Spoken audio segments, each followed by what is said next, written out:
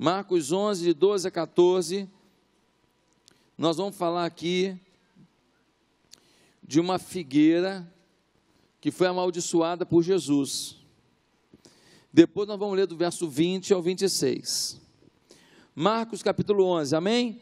Se tiver alguém sem Bíblia do seu lado, você vai oferecer a sua. Se não, pode olhar para a tela que está sendo projetado ali. Diz assim, Marcos 11, versículo 12. No dia seguinte, quando estavam saindo de Betânia, Jesus teve fome. Vendo à distância uma figueira com folhas, foi ver se encontraria nela algum fruto. Aproximando-se dela, nada encontrou, a não ser folhas, porque não era tempo de figos. Então lhe disse: ninguém mais coma de seu fruto. E os seus discípulos ouviram-no dizer isso. Versículo 20, de manhã, ao passarem, viram a figueira seca, desde as raízes. Pedro, lembrando-se, disse a Jesus: mestre, vê, a figueira que amaldiçoaste secou. Respondeu Jesus: tenham fé em Deus. Eu lhes asseguro que se alguém disser a este monte: levante-se e atire-se no mar, e não duvidar em seu coração, mas crer que acontecerá o que diz, assim lhe será feito. Portanto, eu lhes digo: tudo que vocês pedirem em oração, creiam que já o receberam, e assim lhe sucederá. E quando estiver orando, se tiver alguma coisa contra alguém, perdoem-no, para que também o Pai Celestial lhes perdoe os seus pecados. Mas se vocês não perdoarem, também o seu Pai que está nos céus não perdoará os seus pecados. Queridos, Jesus está indo para Jerusalém. Ele está indo para Jerusalém, e em Jerusalém o que vai acontecer? Em Jerusalém ele vai ser aclamado, ele vai ser reverenciado uma semana. Na semana seguinte, o que vai acontecer com ele? Ele vai ser morto, ele vai ser crucificado, ele vai morrer na cruz. Agora, ele vai morrer na cruz por quê? Porque ele está de bobeira? Ah, vou morrer na cruz. Não, porque tem um plano de Deus. Deus fez o homem para viver próximo dele, mas o homem tem a livre escolha. O homem pode decidir ouvir uma mensagem aqui todo domingo e dizer: eu não quero essa mensagem.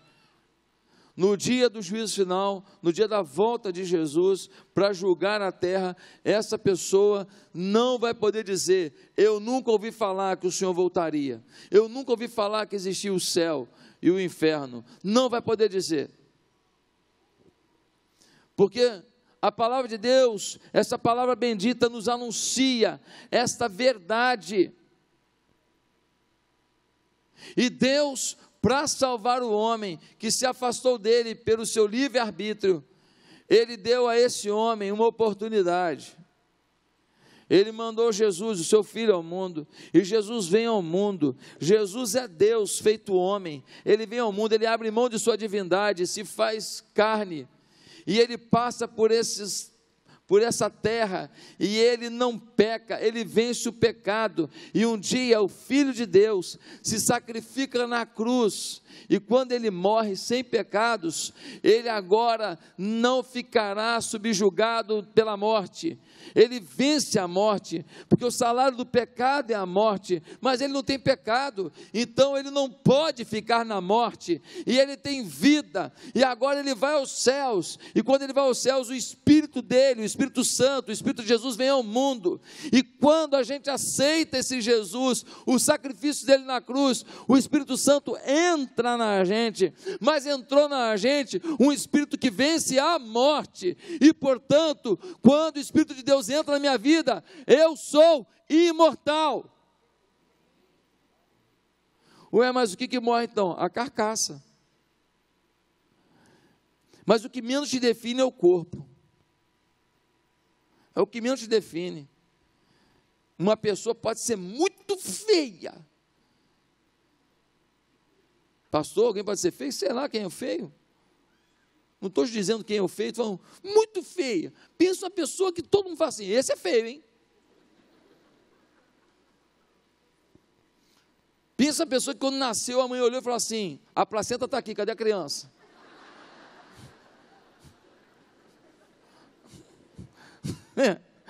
Ai, Jeová.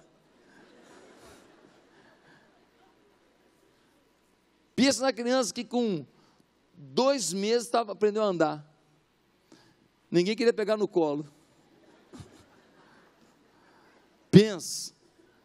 Não existe isso não, né? Estou só brincando. Gente, pode ser a pessoa mais linda diante de Deus. O que a gente julga pela aparência não tem nada a ver com a essência da pessoa. A pessoa pode ser esquisita, pode ser não sei o que lá, e pode ser sábia. Tem cara de maluco, mas é um sábio. Às vezes tem cara de nerd, aqueles, um gigante, um cientista, uma inteligência indecifrável. A carcaça é o que menos diz quem você é. Aliás, a carcaça revela muitas vezes o pior de você. Meus amados irmãos, olha que coisa tremenda. Jesus veio ao mundo e o destino dele, o sonho de Deus para ele é que ele vá para Jerusalém, porque lá ele será crucificado, e ele vai agora vencer a morte, e ele vai garantir a vida eterna. Este é o sonho de Deus para Jesus.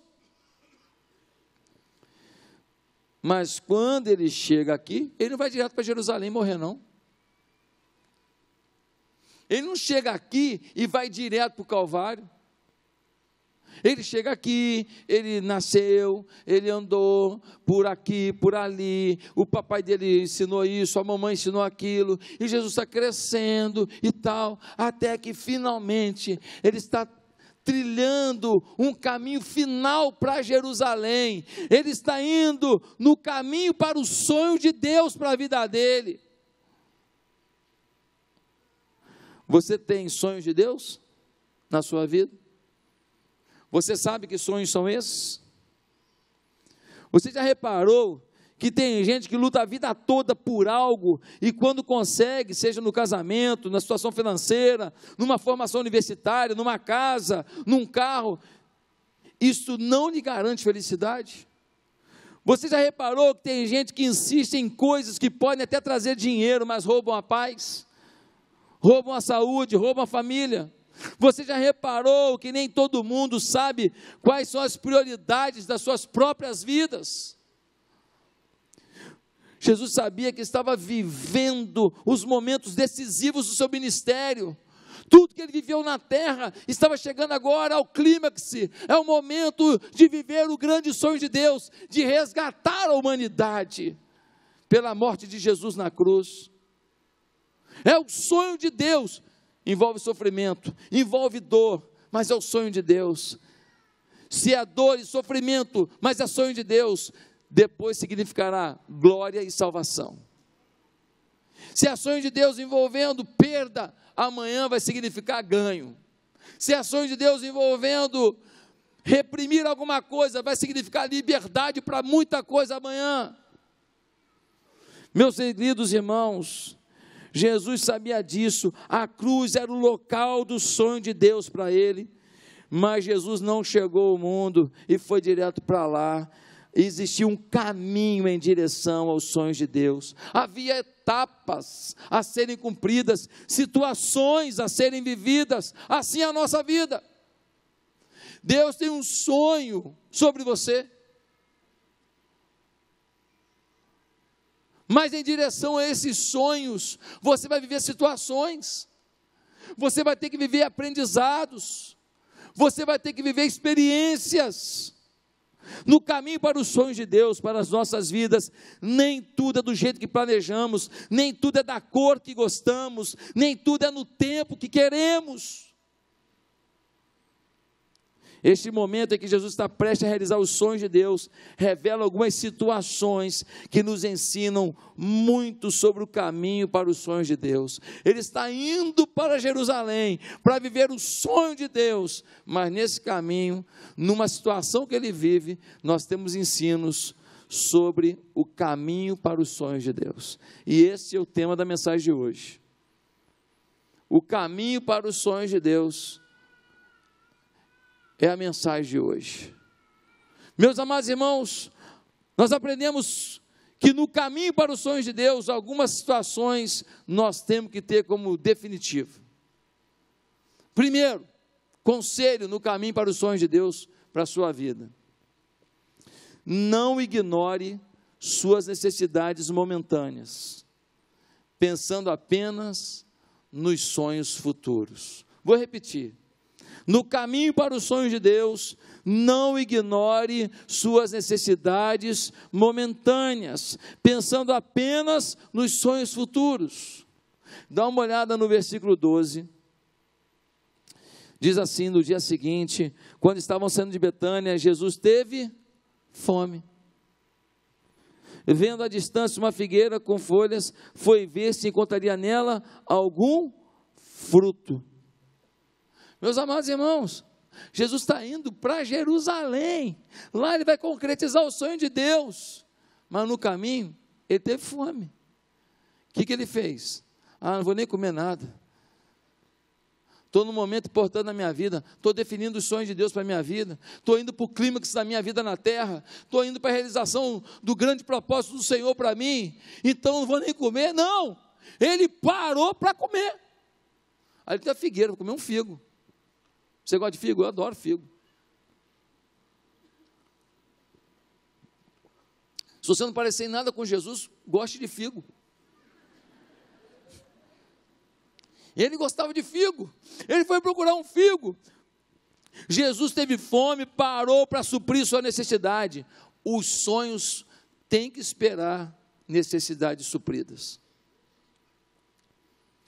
Se você ficar olhando para o seu futuro, meu alvo é comprar um apartamento, e aí você, meu alvo é comprar um apartamento, e trabalha que nem um condenado, e você não cuida da sua saúde, você não vai comprar apartamento nenhum, nada. Você vai comprar é remédio, você vai comprar é tratamento, você vai comprar é terapia, você vai comprar uma cama médica para botar na sua casa. Mas eu quero comprar um apartamento para botar minha família. Você vai comprar um apartamento sem a família. Porque você tem que suprir suas necessidades. Eu nem tenho mais contato com a minha mulher praticamente, mas também, quando eu conquistar essa promoção no meu trabalho, nós vamos viajar. Você vai viajar sozinho, porque você está viajando na maionese. Ela não vai esperar 3 anos sem ter sua atenção. E ela em paz, ela pode estar até dentro de casa, mas infeliz. Ele não vai esperar você acabar de criar o seu filho, para você mostrar para ele que você é apaixonada por ele, e pegar uma coisinha gostosinha, e levar na mãozinha dele, e falar: toma aqui, meu amor. Se as mulheres soubessem como uma besteira dessa muda a cabeça de um homem. Se as mulheres soubessem como que isso é relevante. Um dia desse, estava conversando sobre isso com um casal, e um casal que trabalha com família na nossa igreja falava tanto disso, detalhes, casamentos que acabam por causa de detalhes simples, de você mostrar serviço ao outro, generosidade com o outro, apreciação pelo outro.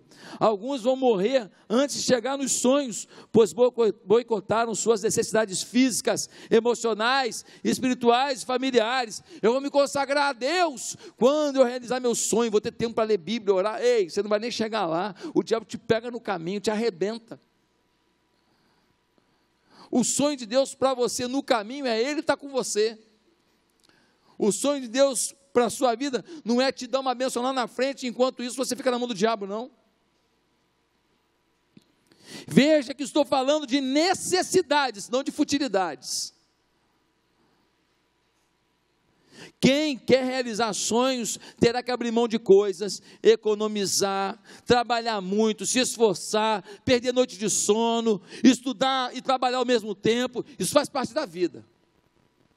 Abrir mão de coisas para ter alguma coisa, isso faz parte da vida. Mas você não pode abrir mão das necessidades. Abra mão das futilidades. Abra mão das coisas que não são indispensáveis. Mas não abra mão das necessidades, família, cuidado com o seu corpo, saúde, sono, tempo com Deus. As necessidades não podem ser empurradas com a barriga. Deus garante os nossos sonhos a partir do que fazemos, mas Ele que garante os sonhos, portanto, Ele garante o sonho. Eu faço a minha parte, mas Ele garante, Ele é o seguro do sonho. Eu não vou fazer sozinho. Como é que eu não vou agradar esse Deus enquanto estou no caminho do sonho? É burrice, não é inteligente. Não deixe Deus de fora do caminho dos sonhos. Não, Deus, me dá aquilo lá, Deus. Vou fazer de tudo, Deus, me dá aquilo lá. Querido, e você não quer ouvir Deus hoje? Amanhã, depois de amanhã, porque você quer chegar lá. Não, não, não. Ouça hoje, busque hoje, viva hoje. Sempre com os olhos no amanhã. Mas suas necessidades espirituais, familiares, precisam ser sanadas e supridas. O projeto de fazer do meu jeito é perdedor. Nunca será o plano de Deus. Meus irmãos, o homem não tinha dinheiro. Ele lutou muito para montar uma empresa e enriquecer. Ele dizia que era para a sua família que ele fazia isso. Mas quando ele enriqueceu, ele conheceu um outro tipo de gente. Ele conheceu gente rica. E quando ele conheceu gente rica, ele começou a ouvir oportunidades de ficar mais rico. E os ricos ofereceram mais riqueza para ele através de novos negócios. E não há problema em ter novos negócios, não há problema em montar mais uma empresa, não há problema em ganhar mais dinheiro, não. O problema é que ele disse que ele queria chegar num ponto para dedicar-se à família. E ele chegou lá, e lá ele recebeu oportunidades para chegar no outro ponto. E a família ficou de novo. E lá pelas tantas, a família ficou pelo caminho. O casamento dele acabou. Separe tempo para suprir suas necessidades, pois saudável e feliz você terá muito mais chances de ir atrás dos sonhos de Deus. Saudável e feliz, você vai atrás dos sonhos de Deus e vai com Ele. Segundo lugar, no caminho para os sonhos de Deus para a sua vida, não seja refém de suas expectativas. Não seja refém daquilo que você espera. Não fique refém das suas expectativas. Versículo 13. Versículo 13. Olha o que a gente lê aqui no versículo 13. Vendo à distância uma figueira com folhas, foi ver se encontraria nela algum fruto. Jesus, quando viu a figueira com folha, falou: deve ter fruta ali. Vou morder um figo. Ele tinha uma expectativa. Quando ele chegou na figueira, tinha fruto? Só tinha aparência. Assim é muito crente, só tem aparência. Só não tem fruto. Tem muita aparência dos dons. Eu tenho dom. Mas não tem fruto, não tem amor, bondade, benignidade. O outro já está ferido e ele ainda fala mal do outro. O outro está sofrendo, ele pisa ainda na goela do cara. Tem inveja das pessoas. Fala mal dos outros. Não é paciente. Não tem alegria. É rancoroso. Não tem fruto. Jesus chegou lá na figueira, pô, doido para comer um figo. Ô Pedro, dá uma olhada do lado de lá se tem figo nesse negócio. João, faz cadeirinha aqui. Jesus subiu, pô, não tem um figo aqui, meu irmão. Ele tinha uma expectativa, que foi frustrada. O que ele fez? Ele amaldiçoou a figueira. Isso ele fez. Aproximando-se dela, nada encontrou, a não ser folhas, porque não era tempo de figos. Então disse Jesus: ninguém mais coma do seu fruto, e os seus discípulos ouviram dizer isso. Eu te pergunto, Jesus ficou ali se lamentando? Que droga, não tem um figo para a gente comer? Poxa, mó fome, não tem um figo no meu caminho? Não, querido. Chegou na figueira, não tinha figo. Falou: ah é? Não está dando fruto não? Então não dá mais fruto nenhum não. Secou a figueira, para deixar uma lição para a gente, que a gente está aprendendo aqui hoje. Mas depois que ele fez, siga para Jerusalém. Jesus não parou o projeto dos sonhos de Deus por causa de expectativas frustradas. No caminho dos sonhos de Deus, algumas coisas que você espera não acontecem. Alguém não te ajudou. Alguém prometeu alguma coisa e não entregou. Um dinheiro que ia entrar não entrou. Uma promoção que ia sair não saiu. Uma venda que você fazia não fez. Uma saúde que você tinha, você perdeu. Uma pessoa que você amava se afastou da igreja, você está sofrendo. No caminho para os sonhos de Deus, expectativas são frustradas. Sonhamos com coisas que não chegam, ou coisas que não chegam do jeito que a gente imaginava. E aí, nós vamos parar o caminho? Não, Jesus continuou para Jerusalém. Não comi o figo, vamos ver se no caminho eu acho alguma outra coisa. E se eu não achar nada, eu vou em jejum mesmo para Jerusalém. É porque o Pai quer que eu vá em jejum. Ele seguiu em frente. Você está no caminho dos sonhos de Deus, ou você está no caminho das expectativas? As expectativas são transitórias. Os sonhos de Deus são os sonhos eternos do Senhor para a sua vida. Meus amados irmãos, dá uma olhada só. Algumas moças querem casar com determinado rapaz. E depois morrem por dentro, se isso não acontece. O rapaz que ela queria casar, casou com outra. E aí fica aí, essa moça chorando o resto da vida, porque ela queria casar com aquele camarada. Ela sabe se ela ia ser feliz, ela não confia que Deus sabe o que é melhor não. De repente ela com ele não ia encaixar. De repente a conversa deles não ia ser legal, de repente esse rapaz tem um chulé assustador. E você tem um nariz preciso, nível 10 na escala Richter. Queridos, a gente tem que confiar que se não deu certo uma coisa, Deus continua sendo Deus. Não casou com ele, casa com outro. Ah, mas eu queria com ele, Deus. Mas bem que os sonhos de Deus para você existem ou os sonhos são somente seus? Essas moças esquecem que existem milhões de homens para casar. Casar com alguém que não nos ama é perigoso e frustrante. Casar com um homem que não é gentil é loucura. Casar com uma mulher que não sabe fazer nada em casa é doideira. Não, pastor, mas ela, minha namorada é executiva, tal. Mas se um dia uma criança precisar de fazer uma papinha à noite, vai chamar a empregada de madrugada? Se a papinha que foi feita pela empregada lá estragou, vai na loja comprar de madrugada aquelas papinhas nojentas, redondinhas? Como é que faz? Pode botar alguém para fazer, mas tem que saber fazer por dia que precisar. Um homem pode não lavar a louça, mas um dia ele pode precisar lavar, porque ele precisa agora fazer uma coisa para alguém comer. Família. Família, às vezes, precisa lidar com a urgência. Se você tem sonhos que não precisam de planejamento, me desculpe, mas seu sonho é nanico. Todo sonho precisa de planejamento. E nesse planejamento, você vai gerar expectativas ao longo dos sonhos, mas algumas delas não dão certo, como qualquer planejamento. Qualquer obra que a gente faz, tem uma coisa que dá errado. Qualquer projeto de venda que a gente planeja, dá errado alguma coisa. Qualquer projeto de contratação de alguém, às vezes a pessoa na última hora desiste. É assim na vida.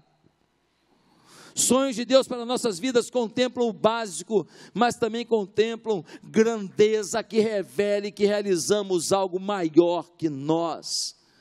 Quando Deus tem um sonho para a nossa vida, esse sonho é tremendo, ele é maior do que nós. Por vezes queremos milagres no nosso caminho em direção aos nossos sonhos.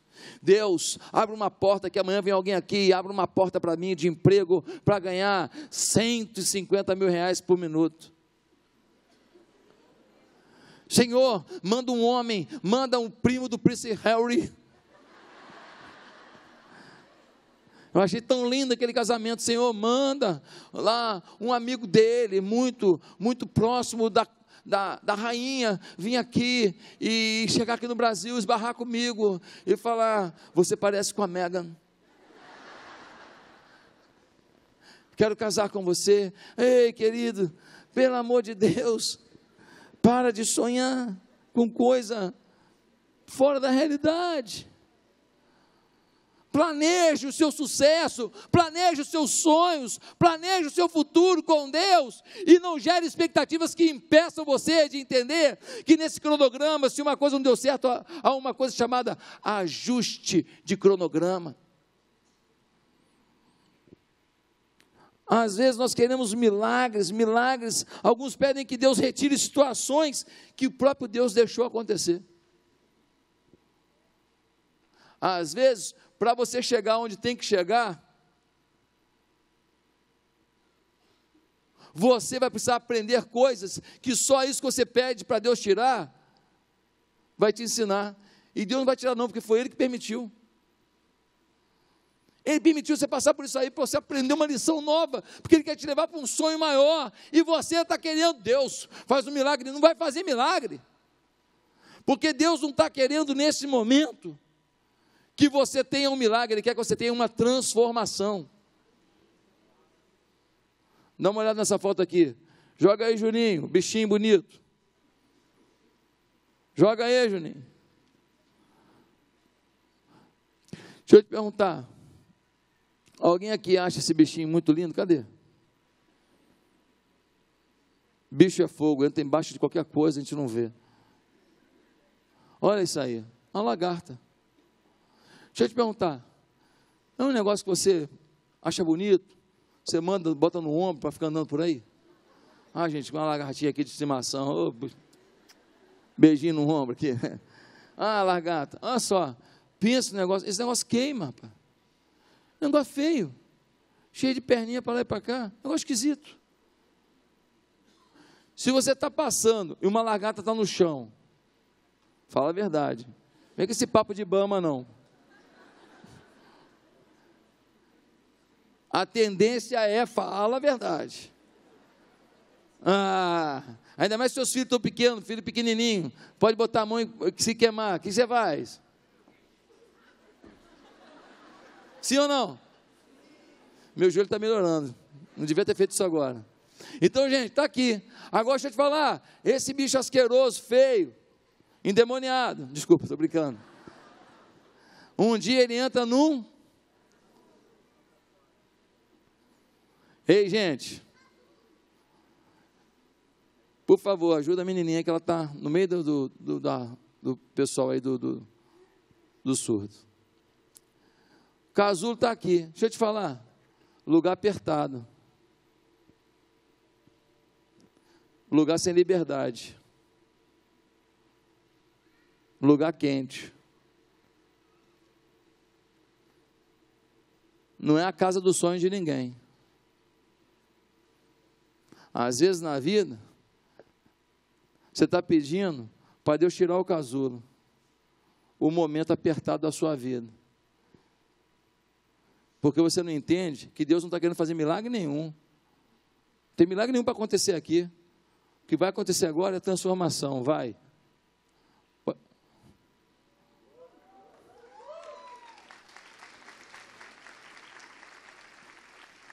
O que Deus quer é que no caminho para os sonhos dele, para a sua vida, que você passe pelos seus casulos, seus apertos, e se torne uma borboleta. Tiver no caminho a borboleta, quem pisa? Só um maluco. Você já viu um campo cheio de borboletas azuis, voando, coisa mais linda. Um campo de flores amareladas, cheio de borboletas brancas. Gente, que cena linda, que coisa maravilhosa. Todo mundo aprecia, alguns colecionam. Eu queria te falar que no caminho para os sonhos de Deus, não seja refém das suas expectativas, aceite os seus casulos e creia que você é uma borboleta para voar muito alto em nome de Jesus. Em terceiro lugar, no caminho para os sonhos de Deus para a sua vida, não faça das decepções seu crachá. Não faça das decepções seu crachá. Deixa eu te falar, quando você chega numa empresa, para você entrar você tem que ter Quando você vai visitar uma empresa lá, você nem trabalha lá, você vai andar por lá por dentro, você não é funcionário, mesmo assim, eles fazem para você um crachá de visitante, adesiva você, um crachá. No caminho dos sonhos de Deus na sua vida, não faça decepções seu crachá. A primeira coisa que identifica você é o crachá. Ei, não faça decepção sua identidade. Dá uma olhada no versículo 14, gente. Diz assim no versículo 14: então lhe disse: ninguém mais coma do seu fruto. E os seus discípulos ouviram-no dizer isso. Chegando a Jerusalém, Jesus entrou no templo e ali começou a expulsar os que estavam comprando e vendendo. Jesus amaldiçoou a figueira, mas não ficou ali se lamentando, desesperado por comida. Jesus não ficou ali agora, além de uma expectativa frustrada, fazendo da sua decepção o seu lema de vida. Alguns pegam uma decepção e transformam uma decepção em uma vitimização constante. Gostam de ser coitadinhos. Mamãe morreu, eu era pequeno. Papai eu não conheci. Vovó me batia muito. Fui abusada na minha infância. Tudo isso é dolorido, eu sei. Cada história aqui tem uma dor. Muita gente aqui tem história que você não imagina de quanta dor que foi. Mas você viver em cima da sua decepção, isso não é inteligente. Você não pode parar a sua vida para ficar remoendo isso. Quantas vezes um casamento acaba porque teve um momento difícil, um errou com o outro, mas já se passaram 5 anos, e toda vez que esse marido fala alguma coisa, ela lembra: mas você errou comigo.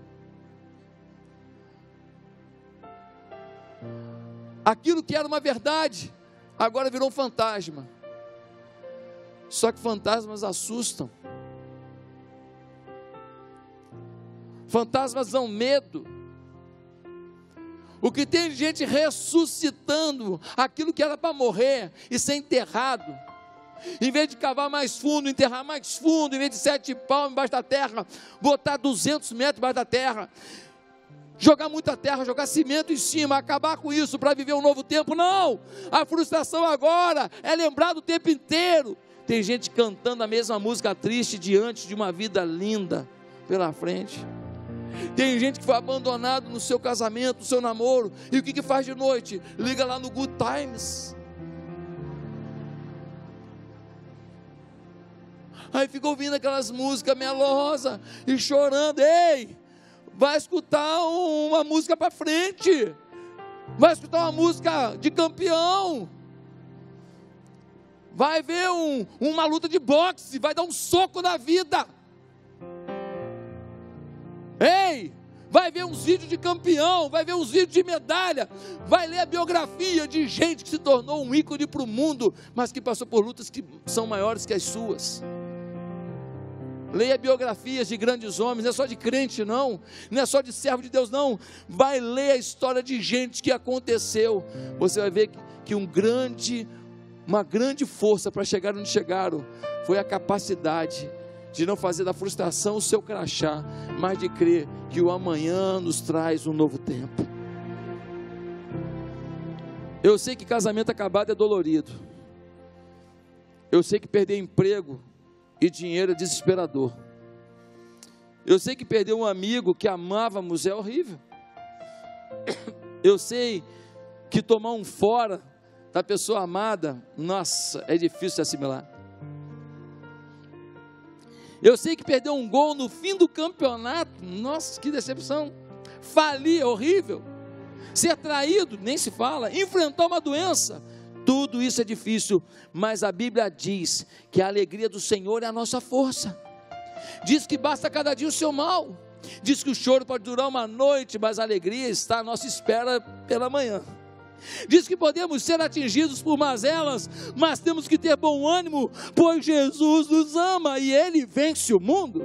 Diz que todas as coisas contribuem juntamente para o bem daqueles que amam a Deus. Diz que podemos todas as coisas naquele que nos fortalece. Jesus é que nos fortalece, Ele é o Rei dos Reis, o Senhor dos Senhores, a raiz de Davi, o Alfa e o Ômega, maravilhoso conselheiro, Deus forte, Pai da eternidade, Príncipe da paz. Ele é o leão da tribo de Judá, Ele é o único que pode abrir os selos da história e dar o seu destino final. Meus irmãos, esse é Jesus. Na visão de João, lá no Apocalipse, capítulo 1, versículo 12 em diante, vai dizer: Ele é semelhante ao Filho do Homem, com uma veste que chegava aos seus pés, um cinturão de ouro ao redor do peito. Sua cabeça e seus cabelos eram brancos como a lã, tão brancos quanto a neve. E seus olhos eram como chama de fogo, seus pés eram como bronze numa fornalha ardente, sua voz como o som de muitas águas. Tinha em sua mão direita 7 estrelas, e da sua boca saiu uma espada afiada de 2 gumes. Sua face era como o sol, quando brilha em todo o seu fulgor. Quando vi, caí aos seus pés, como morto. Então ele colocou sua mão direita sobre mim e disse: João, não tenha medo, eu sou o primeiro e o último, sou aquele que vive. Estive morto, mas agora estou vivo para todo sempre, e tenho as chaves da morte e do inferno. Eu sou Jesus.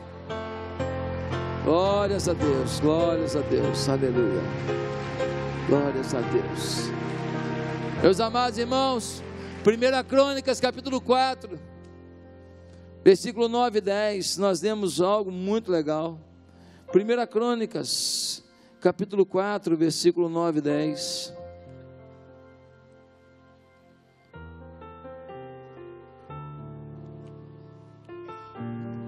Diz assim a palavra de Deus: Jabes foi o homem mais respeitado de sua família. Sua mãe lhe deu o nome de Jabes, dizendo: com muitas dores o dei à luz. Jabes orou ao Deus de Israel: abençoa-me e aumenta as minhas terras, que a tua mão esteja comigo, guardando-me de males e livrando-me de dores. E Deus atendeu o seu pedido. Meus irmãos, tem uma lista de gente que gerou gente aqui. Isso é meio que um cartório de Deus. Naquela época ia citando: fulano gerou fulano, fulano gerou fulano. Não tinha cartório que nem hoje. E no meio daquelas citações de fulano gerou fulano, para um pouquinho para falar um pouco de um homem chamado Jabes. Esse homem vivia uma frustração muito grande. Qual o nome desse homem? Jabes. Sabe o que significa? Significa que ele foi gerado com muitas dores. Aonde o Jabes ia, as pessoas diziam: olha lá o cara que é gerador.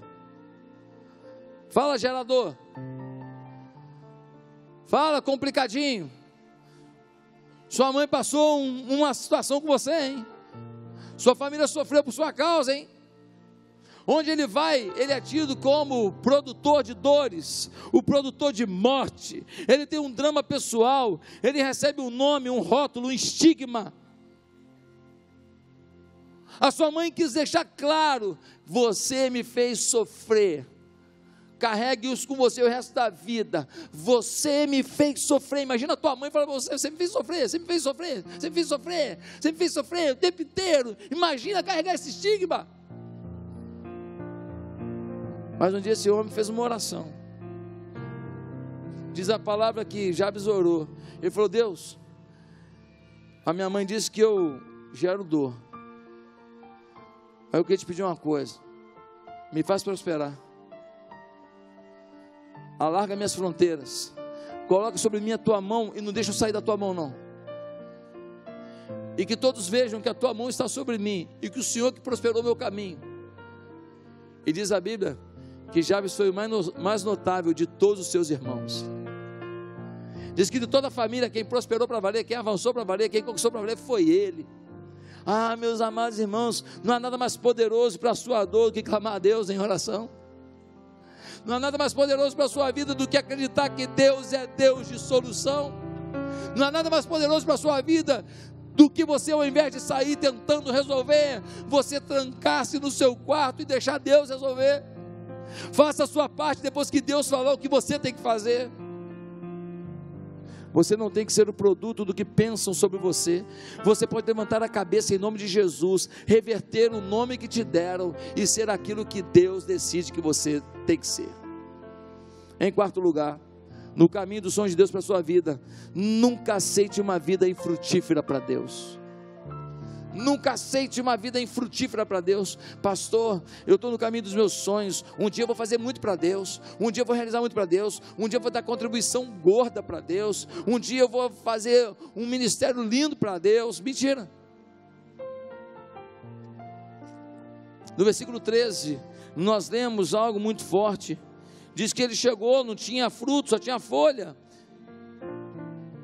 porque não era tempo de figo. A figueira tinha desculpa de sobra para não dar figo. Não era tempo de figo. A figueira ia falar: ó, não estou dando figo, não é tempo de figo.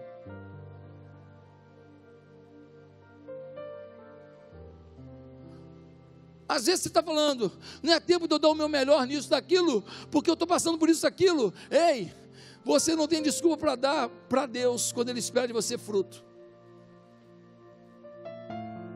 Mesmo uma figueira que não está no tempo da figueira, ela dá alguma coisinha, ela dá um brotinho, ela dá uma frutinha, ela dá alguma coisinha. Você vai lá e belisca aquele temporão, mas essa figueira nada dava. Você não pode esperar o tempo esperado, não pode esperar o tempo certo, não pode esperar o tempo das conquistas para gerar os seus frutos para Deus. Deus espera os seus frutos ao longo do caminho. Não tem que esperar os seus sonhos se realizarem para dar frutos. Deus quer que você seja uma vida frutífera, um homem, uma mulher abençoado, que leva a gente a conhecê-lo, que tem vida íntima com Ele, que prega o Evangelho com garra e determinação. Você tem que fazer da sua empresa o seu púlpito. Você tem que fazer do seu trabalho o seu púlpito. Pastor, desrespeitando as pessoas? Não. Desrespeitando o ambiente? Não. Mas dando do seu amor, do seu carinho, oferecendo ajuda e deixando que Deus conduza as oportunidades para que você testemunhe que só Jesus Cristo salva. Jesus não te chamou para ser frutífero no fim dos teus sonhos. Ele espera que você seja frutífero em todo tempo. Uma irmã daqui da igreja teve um câncer. E ela falou para mim: pastor, o senhor sabe que durante o meu câncer, esse meu sobrinho, que é especial, que tem uma síndrome, a gente chegava no hospital, e quando chegava no hospital, ele pegava as balinhas, pedia para eu comprar bala, eu comprava, e ele pegava as balinhas, ele ia, enquanto eu esperava para fazer a quimioterapia, ele pegava as balinhas, ele ia entregando na mão das pessoas, e ele falava para cada pessoa: Jesus te ama, Jesus te ama. Ele tem uma síndrome, Ele é um homem com a cabeça infantil. Mas no meio da luta de sua tia, as balinhas estavam ali para dizer: Jesus te ama. E ela falou: pastor, aquilo me abençoava, aquilo mexia comigo. Eu via algo mais forte a ser vivido do que a dor que eu estava vivendo. Ah, meus amados, quantas vezes a gente não quer ser frutífero porque o momento é de câncer na nossa história. Deus espera que você não seja seco. No versículo que a gente leu, diz que Deus encerrou a carreira de alguém que estava esperando o tempo certo para dar o seu primeiro fruto. Em quinto e último lugar, se você está no caminho para os sonhos de Deus, arrisque algo pela fé. Arrisque algo pela fé. Pastor, viveu uma vida arriscada? Sim, arrisque algo. Por quê, pastor? Porque no versículo 14, Jesus declara que ninguém mais comeria daquela figueira. E ele vai embora. E depois eles voltam. E no versículo 20, Pedro repara que a figueira secou. E ele fala: Jesus, olha só, sabe aquela figueira que o senhor amaldiçoou? Ela secou. Sabe o que Jesus fala para ele? Qual é a surpresa? Jesus vai dizer para ele no versículo 23, respondeu-lhe Jesus: tenham fé em Deus. Eu lhes asseguro que se alguém disser a este monte: levante-se e atire-se no mar, e não duvidar em seu coração, mas crer que acontecerá o que diz, assim lhe será feito. Jesus está falando: qual surpresa? Eu amaldiçoei, rapaz. Eu declarei que ela seria um símbolo de que vida infrutífera seca. Vida infrutífera não chega a lugar nenhum. Gente que não reina com Jesus, gente que não serve ao Jesus, gente que não anda com Jesus, são pessoas que vão secar. Sua vida espiritual vai secar. Você pode até ser religioso, pode até cantar aqui na frente, pode até pregar aqui, mas sua vida é seca, porque você não tem fruto, você só tem folha. E ele fala para Pedro: Pedro, qual é a novidade? Eu declarei, portanto, se você acreditar e declarar, um monte se lança no mar, Pedro. Mas no versículo 24 ele diz uma coisa muito forte. Ele diz assim, versículo 24: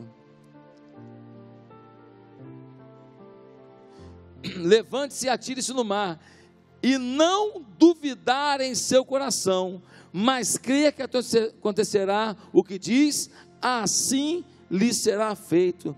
Olha o que Jesus está dizendo. Ele está dizendo: ei, quando você declarar alguma coisa, você não pode duvidar no seu coração. Se você não duvidar, se você aplicar fé, a coisa vai acontecer, Pedro. O problema é que nós oramos duvidando, nós falamos questionando, declaramos com ressalvas, e aí está o motivo de que muita coisa não acontece na nossa vida. Nós oramos com incerteza. Quando Deus olha e fala assim: a boca falou, mas o coração é incrédulo. A boca afirmou, mas ele não acredita. O que Jesus está dizendo é: ei Pedro, quando eu peço alguma coisa ao Pai, eu já celebro a conquista. Quando eu cruzo a bola na área, eu já corro para comemorar o gol. Quando eu compro o bilhete, eu já sei que eu fui sorteado. Pedro, oração é declaração de fé. Ele disse: se vocês crerem, vocês receberão. Quando você recebe algo, qual a postura que você tem? Você tem gratidão, não é mesmo? Você não reclama, você vibra, né? Você recebeu alguma coisa que você queria, você vibra. Quando você recebe uma coisa que você queria, você o quê? Adora a Deus, obrigado Deus. Você celebra. A fé é você fazer isso tudo quando ainda não chegou na sua mão. É você receber no mundo espiritual aquilo que no mundo material ainda não foi visto. É você receber no sobrenatural aquilo que ainda não é feito no mundo natural. É celebrar já, é se alegrar, é agradecer já, é vibrar já, é parar de resmungar. A fé tem que ser aplicada sobre o alvo de nossa oração. Temos que vencer nossa incredulidade e agir como que ela fosse concretizada. E a nossa requisição já está atendida. Temos que vencer o medo de crer. Vença o medo de crer que você vai chegar lá. Vença o medo de crer que você vai conquistar. Vença o medo de crer que você já está com a chave da vitória. Queridos irmãos, tem gente agindo como se Deus não gostasse de si. Tem gente duvidando que Deus está apaixonado por você. Tem gente duvidando que Deus se importa com você. Tem gente duvidando de que Deus está querendo participar dos seus sonhos. Deixa eu te falar uma coisa. Se o Brasil for campeão mundial de futebol, os pais dos jogadores serão honrados, sim ou não? Os pais vão dar entrevista, sim ou não? Vai ter gente ligando para felicitar os pais, sim ou não? Vai ter gente visitando, levando presente para os pais, sim ou não? Meu irmão, quando um filho rompe, quando o filho avança, o pai é honrado. Você acha que Deus não quer que você rompa? Você acha que Deus não quer que você avance? Deus só não quer que você avance desse jeitinho seu aí, ó. Deus só não quer que você avance com essa postura que talvez você está tendo. Deus quer que você avance submisso a Ele, quebrantado com Ele, apaixonado por Ele. Ele quer ser parte da celebração. Ele não quer que você ganhe, conquiste, depois faz a festa e não convida Ele. Meus amados, se não há dose de risco no que você sonha, se você não está sonhando algo maior que você é incrédulo ainda, querido. Você não pode sonhar com alguma coisa que você pode fazer. Você não pode sonhar com alguma coisa que está ao alcance das suas mãos. Isso não é sonho com Deus, isso é sonho humano.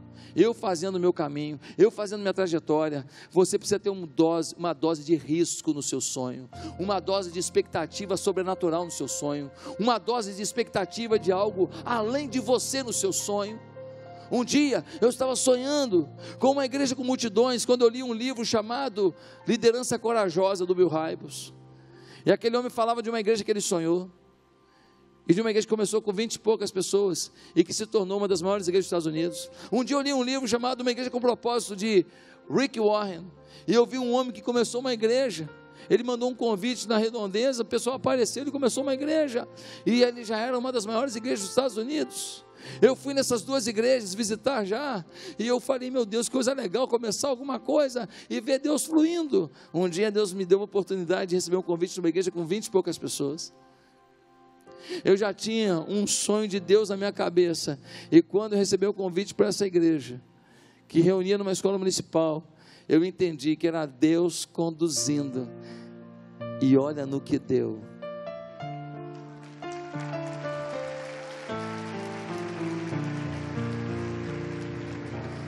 Deus está indo à frente dos seus sonhos, arrisque com Ele.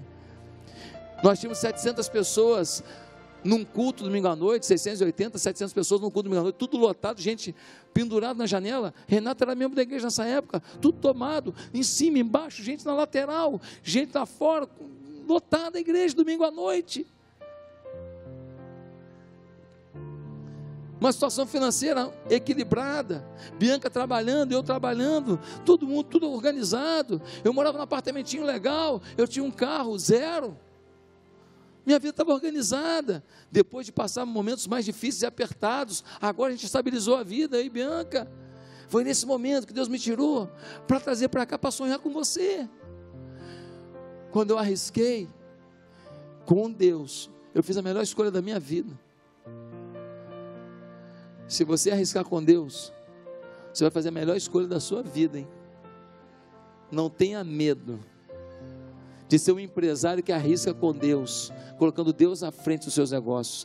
Não tenha medo de arriscar na sua família com Deus, para que a sua família seja consagrada a Deus e faça algo relevante no prédio, na comunidade, na vizinhança para Deus. Não ouse, não tenha medo, jovem, de arriscar alguma coisa na sua faculdade para Deus, alguma coisa incrível que vai movimentar a faculdade, uma faculdade que está na mão do diabo, na mão do marxismo. Está na hora de você chegar lá e mudar esse negócio com o amor de Deus. Não tenha medo, arrisque com Deus. Eu quero concluir perguntando: e aí? Quem está afim de sair do trivial para o sobrenatural? Quem está afim de sair do natural para o sobrenatural? Curva a sua cabeça.